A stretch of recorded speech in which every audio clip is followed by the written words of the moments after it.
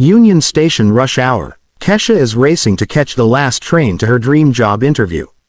Then she sees him, an elderly man collapsed on a bench, clutching his chest, gasping for air. People walk past like he doesn't exist. Kesha stops. Her train is leaving in 30 seconds. This interview could save her family from poverty. Miss it and there's no second chance. The old man looks up at her with desperate eyes.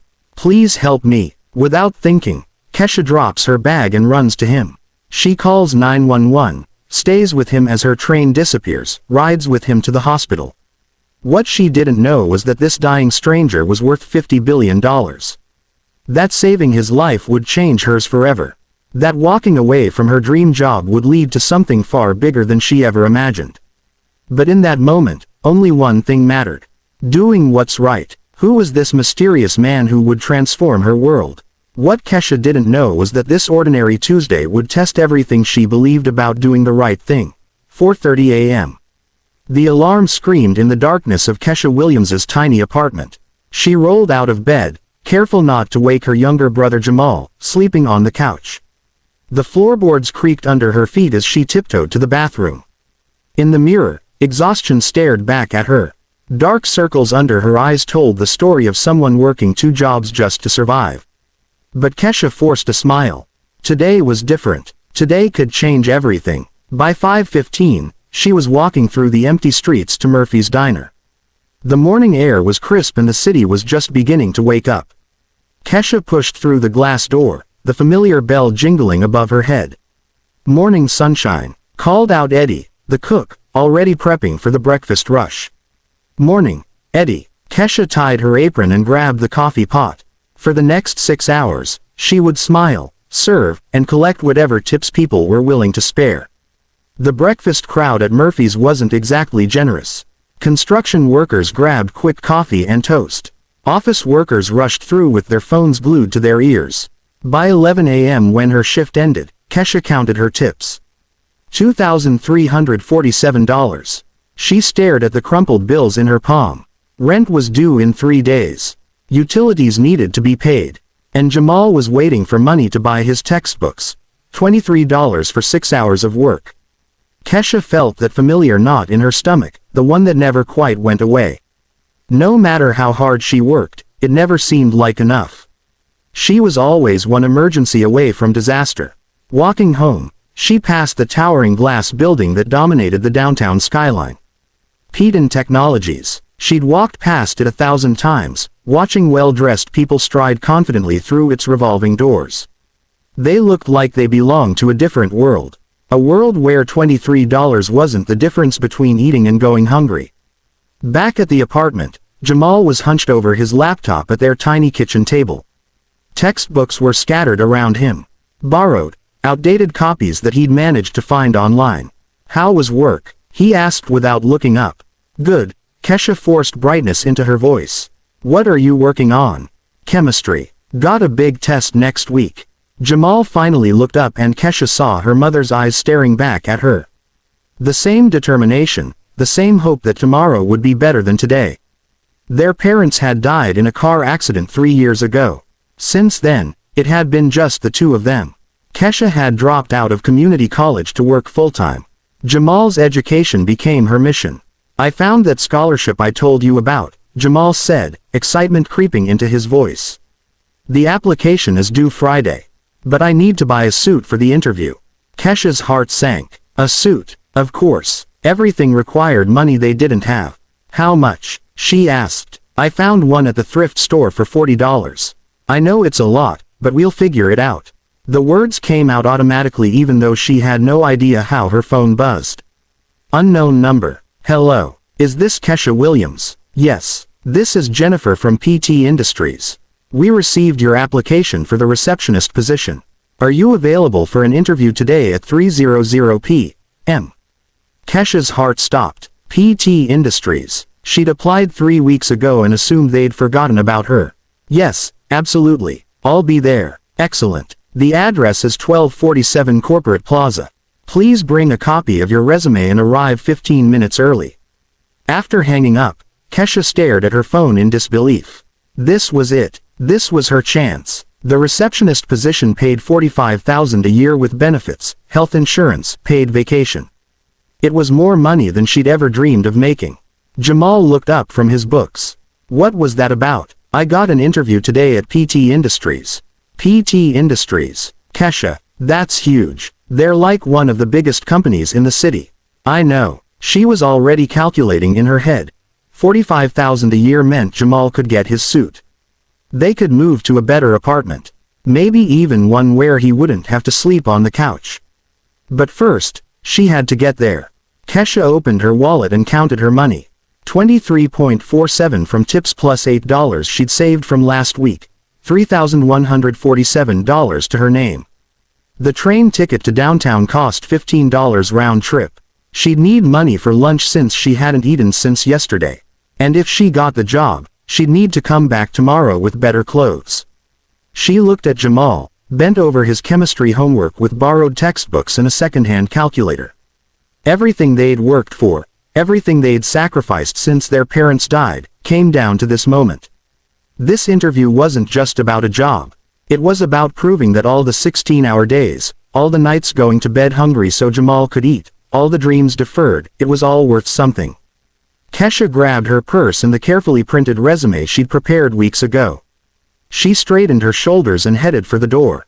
Wish me luck, she called to Jamal. You don't need luck, sis. You've got this. As she walked toward the train station, Kesha allowed herself to imagine a different future. One where money wasn't a constant worry. Where Jamal could focus on his studies instead of working part-time at the grocery store. Where she could be proud of what she did for a living. But she had no idea that everything she thought she knew about luck was about to change forever. The old man's confusion was about to cost Kesha everything she'd worked for. Union Station buzzed with afternoon energy. Commuters rushed past with purposeful strides. Everyone focused on their own destination. Kesha clutched her resume folder and checked her phone. 2:45 p.m. Perfect. The 215 train would get her downtown with 15 minutes to spare. She'd spent her last $8 on the train ticket, leaving her with $2,347. Enough for a small coffee after the interview, maybe a granola bar if she was lucky. Her stomach rumbled, reminding her that she hadn't eaten since yesterday's leftover toast from the diner. But none of that mattered now. This interview would change everything. As she approached the platform, dark clouds rolled across the sky. The weather forecast hadn't mentioned rain, but Chicago weather was unpredictable. A few drops hit her forehead, then more. Within seconds, the drops became a downpour. People scattered, running for cover under the station's overhangs. Kesha pulled her thin jacket tighter and hurried toward the boarding area. The train was already at the platform, passengers filing through the doors. That's when she saw him. An elderly white man sat alone on a wooden bench, completely still while chaos erupted around him. Rain soaked through his expensive-looking wool coat, but he didn't seem to notice. His silver hair was plastered to his head, and his hands gripped an old leather portfolio with embossed initials, HP. Something was wrong. Kesha slowed her pace, watching him carefully. The man's eyes were unfocused, staring straight ahead, but not seeing anything. His lips moved silently as if he was trying to remember something important. All aboard. Final call for the 215 Downtown Express. Kesha's head snapped toward the train. The conductor was already closing the doors. She had maybe 30 seconds before it pulled away. The old man tried to stand, swaying dangerously. His face had gone pale, almost gray. He pressed his hand to his chest, his breathing shallow and labored. "Sir," Kesha called out, but her voice was lost in the noise of the station. 20 seconds. The man's hand clutched tighter at his chest. His eyes found Kesha's across the platform, and she saw something that made her blood run cold. Pure terror. He was trying to speak, but no words came out. 15 seconds. "Please." The word barely escaped his lips, but Kesha heard it. "Help me." 10 seconds. Everything slowed down. Kesha looked at the train, its doors still open, waiting. She looked at the old man, now gripping the bench as if it was the only thing keeping him upright. His breathing was becoming more erratic, more desperate. The interview, $45,000. Jamal's future, everything they'd worked for. 5 seconds. The conductor raised his hand to signal departure. Kesha dropped her resume folder and ran toward the bench. Sir, stay with me. She knelt beside him as the train pulled away behind her, taking her dreams with it. Up close, she could see sweat beading on his forehead despite the cool rain. His expensive watch and perfectly tailored clothes suggested wealth, but right now he looked like any vulnerable person in need. My chest, he whispered, his voice barely audible. Can't breathe properly. Kesha's hands shook as she pulled out her phone.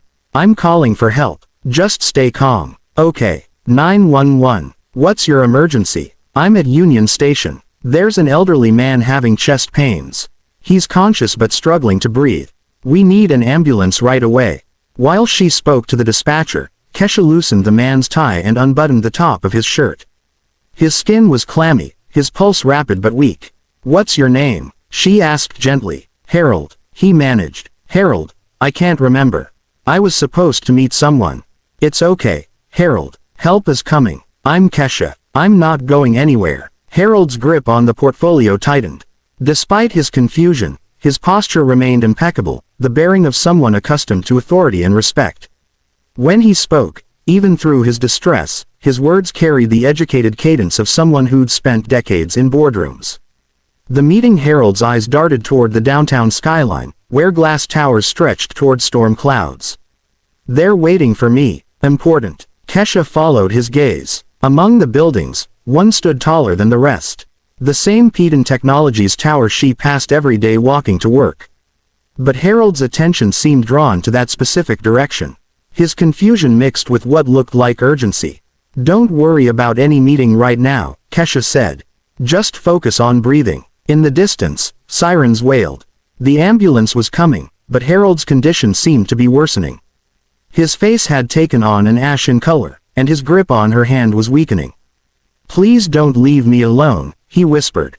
Kesha's phone buzzed. Unknown number, probably. PT Industries, wondering where she was. Her interview was supposed to start in 10 minutes. She could still make it if she left right now. If she just waited for the paramedics and then ran.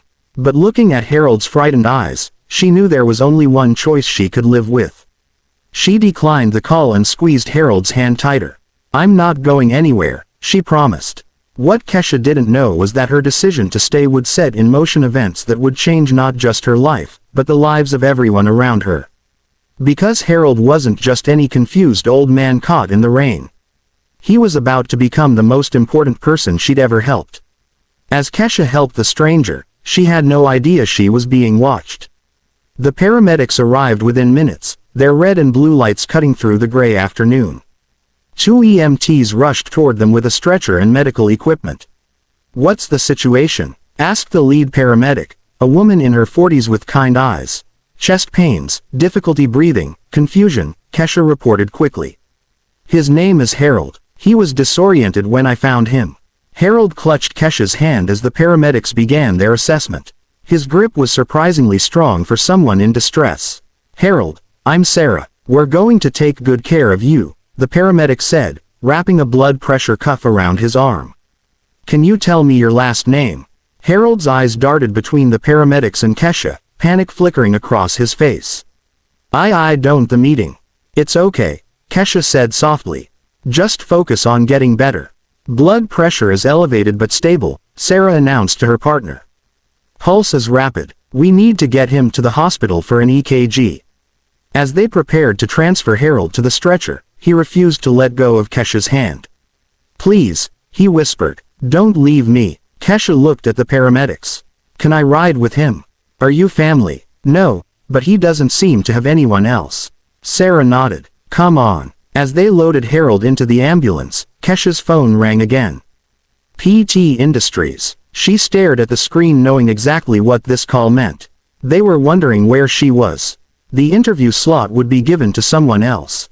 Her one chance was slipping away with every passing minute. She declined the call and climbed into the ambulance. The ride to Chicago General Hospital was a blur of medical equipment and Harold's labored breathing. Kesha held his hand while the paramedics worked, monitoring his vitals and administering oxygen. Stay with me, Harold. She kept repeating, you're going to be okay. Through the ambulance window, she watched the city pass by. Somewhere in those glass towers, her interview was happening without her. Someone else was sitting in that chair, answering questions about their qualifications, their availability, their dreams. But looking at Harold's frightened face, Kesha knew she'd made the right choice. At the hospital, everything moved quickly. Harold was whisked into the emergency room while Kesha waited in a plastic chair that had seen better days. The fluorescent lights hummed overhead and the smell of antiseptic filled the air. She pulled out her phone and stared at the missed calls from PT Industries. 3 now. She should call them back, explain what happened, and ask for another chance. But what would she say? That she'd chosen to help a stranger instead of showing up to the most important interview of her life. An hour passed, then 2, finally a doctor emerged from the emergency room. "Are you here with Harold?" "Yes." "Is he okay?" "He's stable. It appears he had an anxiety-induced cardiac episode complicated by dehydration and what seems to be a reaction to new medication. His memory is returning and his vitals have improved significantly." Relief flooded through Kesha. "Can I see him? He's been asking for you." Harold looked much better when she entered his room. Color had returned to his cheeks and his eyes were clearer. He was sitting up in bed, no longer clutching his chest. "There's my guardian angel," he said, his voice stronger now. "How are you feeling?" "Much better, thanks to you." Harold studied her face carefully. "You saved my life, you know. If you hadn't stopped, anyone would have done the same thing." "No," Harold said firmly. "They wouldn't have. I watched dozens of people walk past me like I was invisible. But you stopped. You sacrificed something important to help a stranger." Kesha shifted uncomfortably. "I just did what was right." "What was so important that you almost didn't stop?" The question hung in the air. Kesha looked down at her hands, still clutching the now soggy resume folder.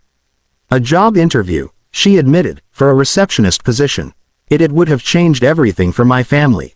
Harold's expression grew serious. "Would you have? I missed it. They were probably expecting me 2 hours ago." "What company?" "PT Industries. I know it's not much, but the salary was more than I've ever made, and my brother needs PT Industries." Harold interrupted, sitting up straighter. "You know it." Before Harold could answer, the door opened and a well-dressed man in his 40s hurried in. He had Harold's same piercing blue eyes and carried himself with obvious confidence. "Dad, thank God you're okay when your driver called and said you never showed up." "David," Harold said, relief evident in his voice. "I'm fine. This young woman saved my life." David turned to Kesha with genuine gratitude. "I can't thank you enough. When Dad didn't arrive for the board meeting, we were worried sick. His new heart medication has been causing some confusion." Board meeting. Kesha's mind raced. Harold had been heading to a board meeting when he got lost and confused. "The Peden deal," Harold said suddenly, his memory clearly returning. "We were supposed to finalize the merger today." "It's handled, Dad. We postponed everything when we couldn't find you, Peden." The name hit Kesha like a lightning bolt. She'd heard it before, seen it every day on her walk to work. "Peden?" she asked hesitantly. "Peden Technologies," David explained. "Dad founded the company 50 years ago. He's chairman emeritus now, but he still oversees major decisions." The room seemed to spin. Peden Technologies, the building she walked past every day, the company where she dreamed of working someday, never imagining she could aim higher than the receptionist desk. Harold was studying her reaction carefully. "You mentioned PT Industries for your interview." "Yes, but PT Industries is our subsidiary," Harold said gently. "Part of Peden Technologies." Kesha felt like she couldn't breathe. She'd saved the founder of the very company where she'd been supposed to interview. The man whose building dominated the skyline, whose name was on plaques throughout the city, had been sitting alone and scared on a bench, and she'd chosen to help him instead of pursuing her own dreams. "I had no idea," she whispered. "Of course you didn't," Harold said, "which makes what you did even more remarkable." David stepped forward. "What's your name?" "Kesha. Kesha Williams." "Kesha," Harold said thoughtfully. "Do you have somewhere you need to be? Because I'd very much like to thank you properly." Kesha thought about her empty apartment. About Jamal waiting to hear how the interview went. About the $23 in her purse and the rent due in 3 days. "No," she said, "I don't have anywhere to be." Harold smiled, and for the first time since she'd found him on that bench, Kesha saw a glimpse of the powerful businessman he must have been. "Good," he said, "because this conversation is just getting started." What neither Kesha nor Harold realized was that someone had been recording the entire rescue on their phone. The video of a young woman choosing to help a stranger instead of pursuing her own opportunities was already making its way across social media. Sometimes the most important moments of our lives happen when we think no one is watching. Harold's simple gesture would soon reveal a secret that would shock everyone. The hospital room fell quiet as the weight of the revelation settled over them. Kesha stared at Harold, trying to process what she'd just learned. This wasn't just any confused elderly man. This was Harold Peden, the founder of one of Chicago's most powerful companies. And she'd chosen to save his life instead of pursuing her dream job at his company. "Kesha," Harold said gently, "I want to do something for you. You've given me far more than medical assistance today." "You don't need to do anything," she replied quickly. "I'm just glad you're okay." Harold reached into his jacket pocket and pulled out a leather wallet. "At least let me pay for your cab ride home and for missing your interview." "No." Kesha's response was immediate and firm. "I don't need payment for doing what's right." David stepped forward. "Miss Williams, you have no idea what you've done for our family. My father could have died alone on that bench." Harold finished quietly. "Kesha, please let us at least cover your expenses." Kesha shook her head. "Mr. Peden, I didn't help you because I expected something in return. I helped you because you needed help. That's what people should do for each other." Harold exchanged a meaningful glance with his son. In 50 years of business, he'd encountered countless people who saw dollar signs when they looked at him.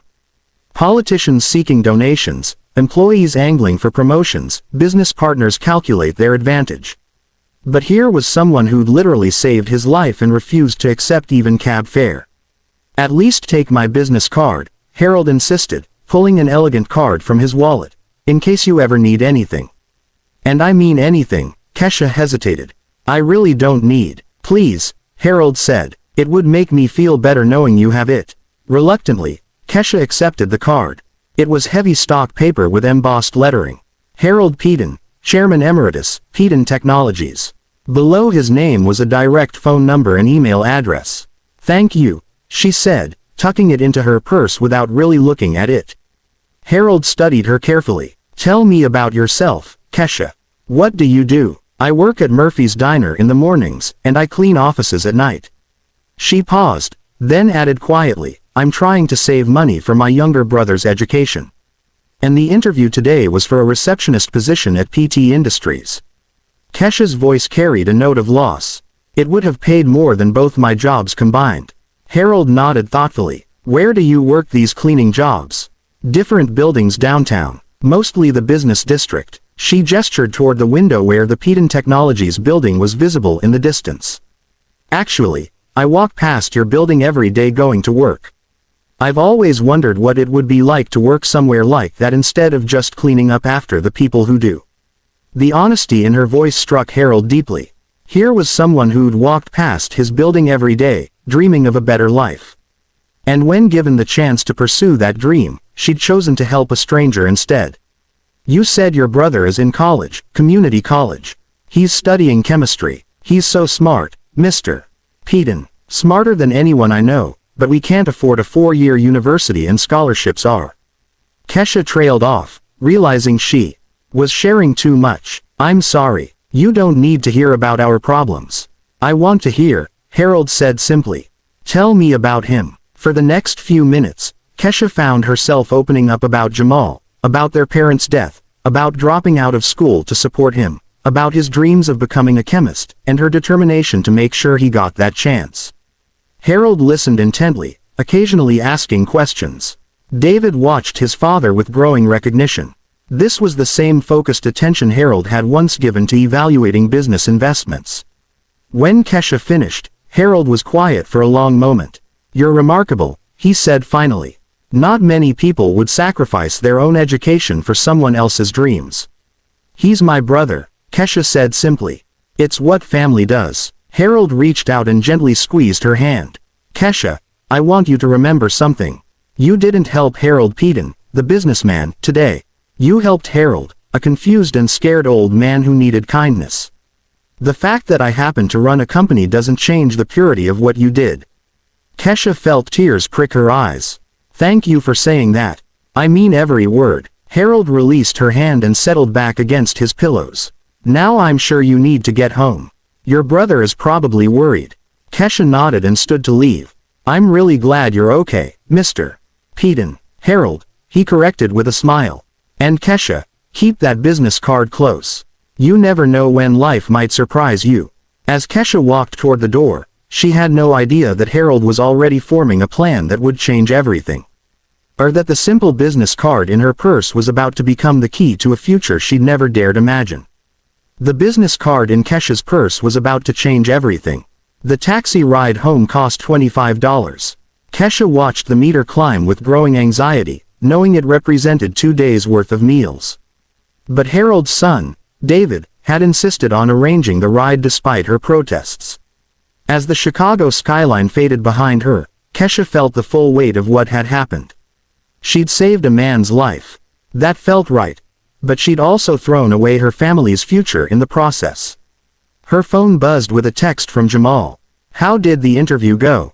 Kesha stared at the message, unsure how to respond. How do you explain that you chose to help a stranger instead of securing your family's financial future? She typed, I'll tell you when I get home. Back at their cramped apartment, Jamal was waiting at the kitchen table, chemistry books spread around him. His face lit up when she walked in. So, did you get it? Kesha sat down heavily. I didn't make it to the interview. Jamal's expression fell. What happened? There was an emergency. An old man at the station was having chest pains. I had to help him. Is he okay? He's fine, but I missed the interview. They probably gave the job to someone else. Jamal reached across the table and squeezed her hand. You did the right thing, sis. There'll be other jobs. His faith in her made Kesha's heart ache. If only he knew how rare opportunities like this were. Later that evening, while doing laundry, Kesha finally pulled Harold's business card from her purse. She'd been too overwhelmed to really look at it in the hospital. Harold Peden, Chairman Emeritus, Peden Technologies. Peden. The name rang a bell, but she couldn't place it. She pulled out her phone and tried to Google the company, but their building's internet connection made the page load slowly. What she could see made her pause. Peden Technologies wasn't just any company. It was massive. The search results showed a gleaming headquarters building that looked familiar. Very familiar. Mrs. Rodriguez, Kesha called to her elderly neighbor. Folding clothes nearby. Do you know anything about Peden Technologies? Mrs. Rodriguez looked up. Mija, that's the big company downtown. They employ like half the city. The old man who started it is worth hundreds of millions. Kesha's hands trembled as she looked at the business card again. Chairman Emeritus meant he'd founded the company, and if Mrs. Rodriguez was right about the wealth. She thought about Harold's expensive clothes, his son's confident demeanor, the way they'd spoken about board meetings and major deals. Walking back upstairs, Kesha passed the window facing downtown. In the distance, lit against the night sky, stood the Peden Technologies building. The same building she walked past every single day.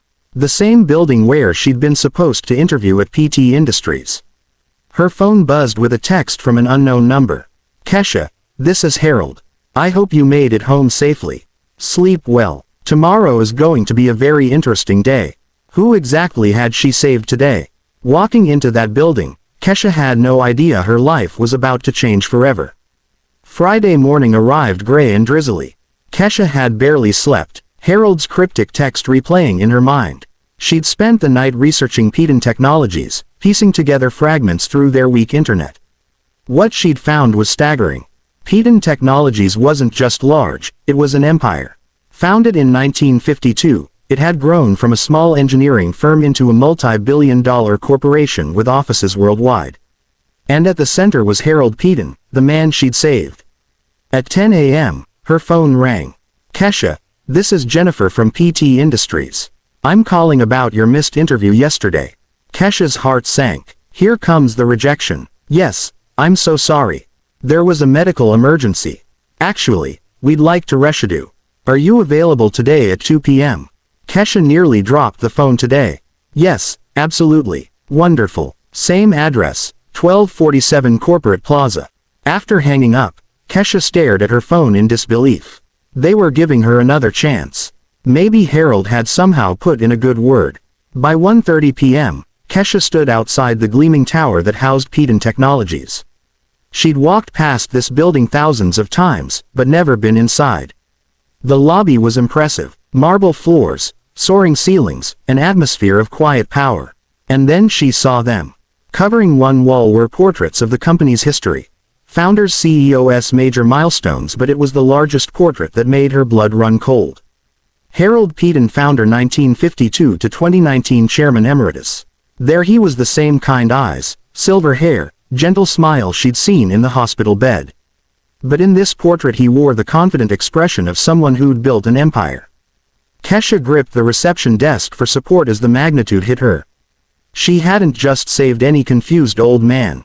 She'd saved Harold Peden, the founder of one of Chicago's most powerful companies. Miss Williams. Kesha turned to see Jennifer approaching with a warm smile. I'm glad you could make it.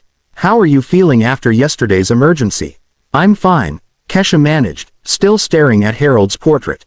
That's our founder, Jennifer said, following her gaze. Remarkable man. Built this company from a one-room office. He still comes in occasionally. He seems familiar, Kesha said weakly.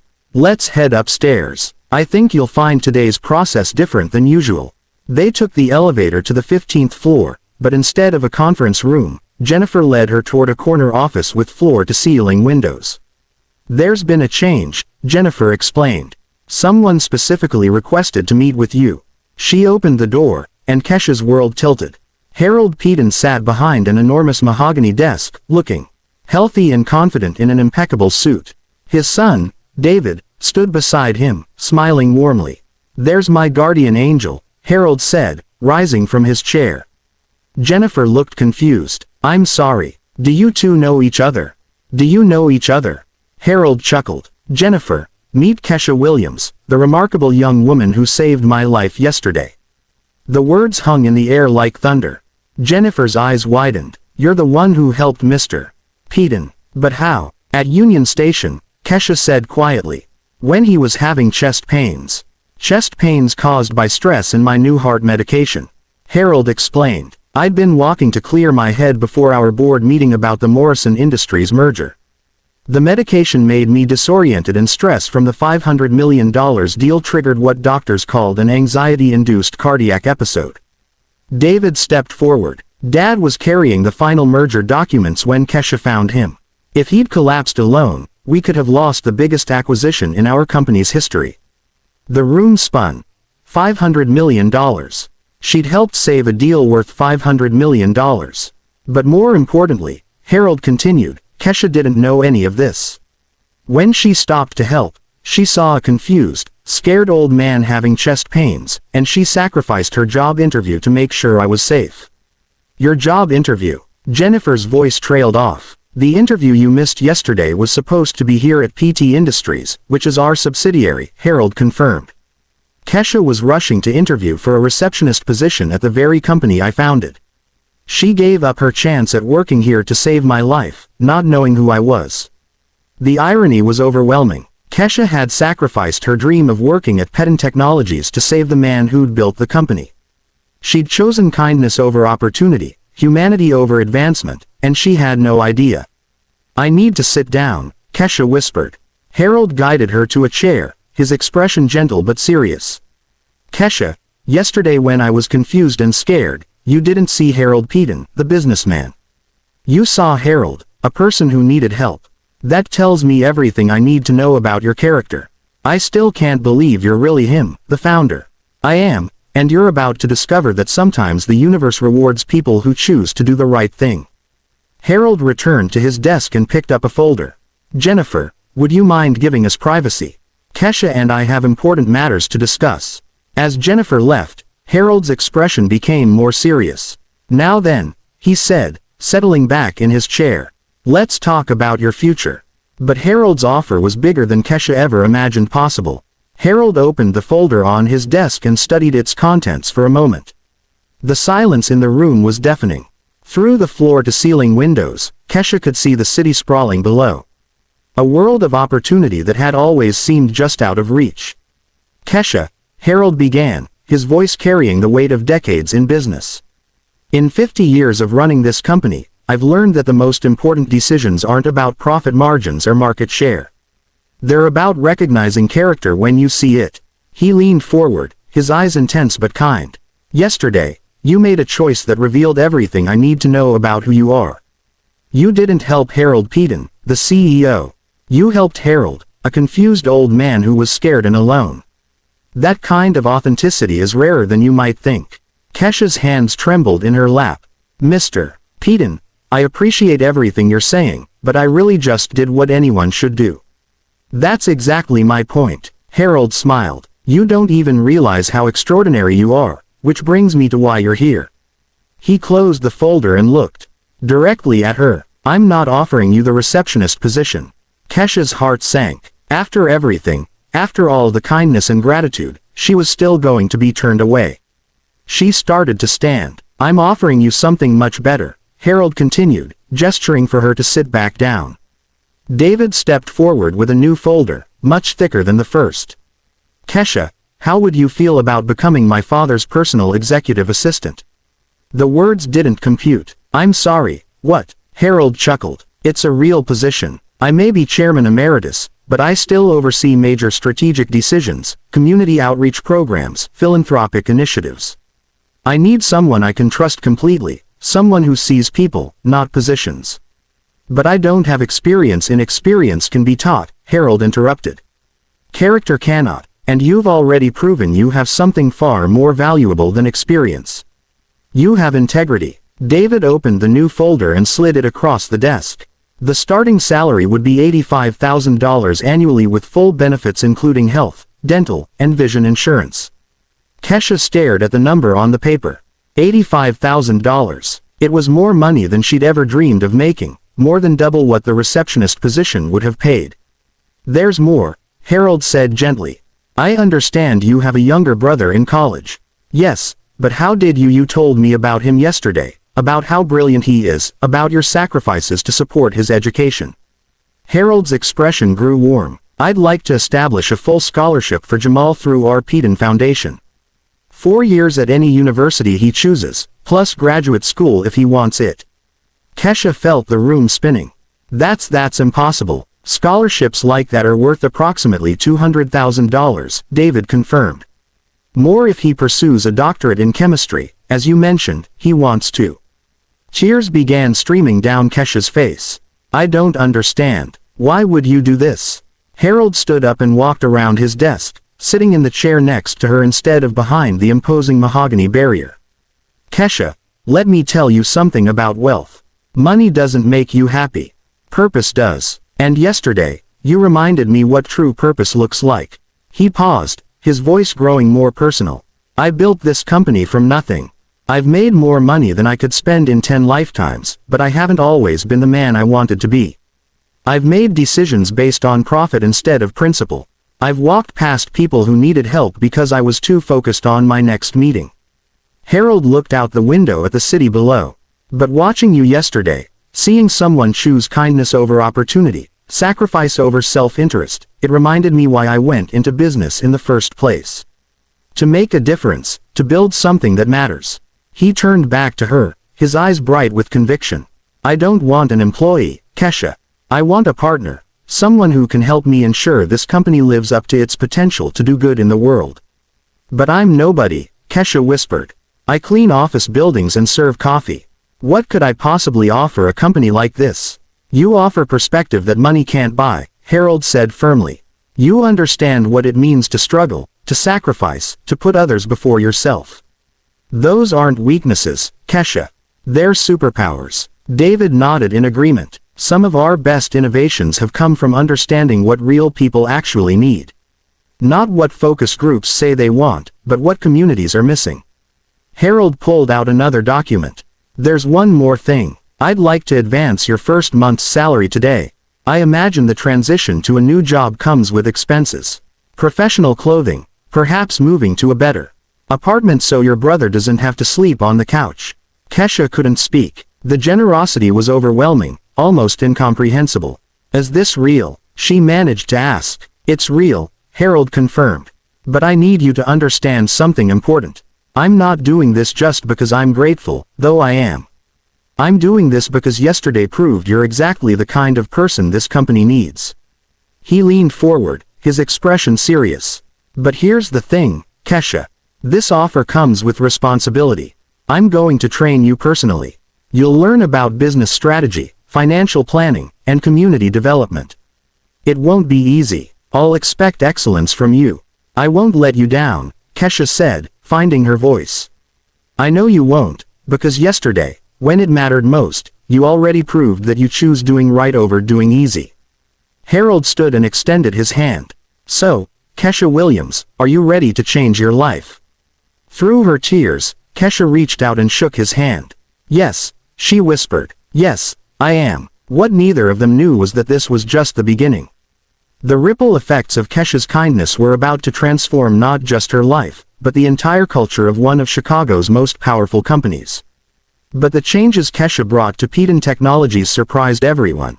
6 months later, the transformation was undeniable. Kesha's cramped studio apartment had been replaced by a bright 2-bedroom in a safe neighborhood. Jamal now had his own room, complete with a proper desk where he studied advanced chemistry at Northwestern University. The worn textbooks were gone, replaced by crisp new editions and a laptop that actually worked. Good morning, Mr. Peden, Kesha said, walking into Harold's office with his morning briefing. She wore a tailored navy blazer, professional, confident, but still unmistakably herself. How many times do I have to tell you to call me Harold? He replied with a smile. At least 1,000 more times, Kesha grinned back. Their partnership had evolved beyond what either expected. Harold had trained her personally in business strategy, financial planning, and corporate leadership. But Kesha brought something that surprised even Harold, a perspective that transformed how Peden Technologies operated. The quarterly Community Impact Report. Kesha announced, settling into her chair. Hit me with the numbers. The Kesha Williams Kindness Initiative has reached 847 people in 6 months. 53 full college scholarships awarded, 27 job training programs launched, and our employee volunteer program has logged over 10,000 hours of community service.